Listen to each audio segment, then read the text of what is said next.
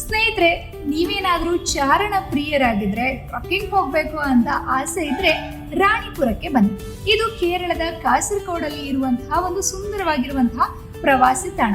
ಈ ಬೆಟ್ಟವನ್ನ ಹತ್ತೋದಕ್ಕಷ್ಟೇ ಅಲ್ಲ, ಆದ್ರೆ ಬೆಟ್ಟವನ್ನ ಹತ್ತಿದ ನಂತರ ಸಿಗುವಂತಹ ಖುಷಿ ಇದೆಯಲ್ಲ, ಅದು ಬೆಟ್ಟದಷ್ಟು.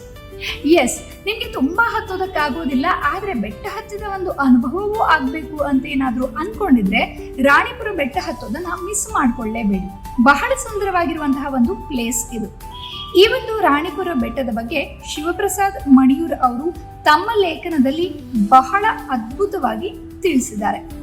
ಇನ್ನು ಯಾವ ರೀತಿಯಾಗಿ ನೀವು ರಾಣಿಪುರವನ್ನ ತಲುಪಬಹುದು, ಕೇರಳದಿಂದ ಎಷ್ಟು ಕಿಲೋಮೀಟರ್ ದೂರದಲ್ಲಿದೆ, ನೀವು ಯಾವ ರೀತಿಯಾದಂತಹ ಒಂದು ಪ್ರಯಾಣಕ್ಕೆ ವ್ಯವಸ್ಥೆಯನ್ನ ಮಾಡ್ಕೋಬೇಕು, ಈ ಎಲ್ಲ ಒಂದು ಸಂಪೂರ್ಣ ಚಿತ್ರಣ ಅನ್ನೋದು ಏನಿದೆ ಅದು ನಿಮ್ಗೆ ಸ್ವಗ್ರಾಮಲ್ಲಿ ಮಣಿಯೂರು ಅವರ ಲೇಖನದ ಮೂಲಕ ಸಿಗುತ್ತೆ.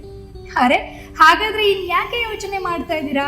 ನೀವು ರಾಣಿಪುರ ಬೆಟ್ಟವನ್ನ ಹತ್ತಿ ಆ ಒಂದು ಪ್ರಕೃತಿಯ ಸೌಂದರ್ಯವನ್ನ ಕಣ್ತುಂಬ್ಕೋಬೇಕು ಅಂತಿದ್ರೆ ಈಗಲೇ ಶಿವಪ್ರಸಾದ್ ಮಣಿಯೂರ್ ಅವರು ಬರೆದಿರುವಂತಹ ಈ ಲೇಖನವನ್ನ ಓದ್ಕೊಳ್ಳಿ.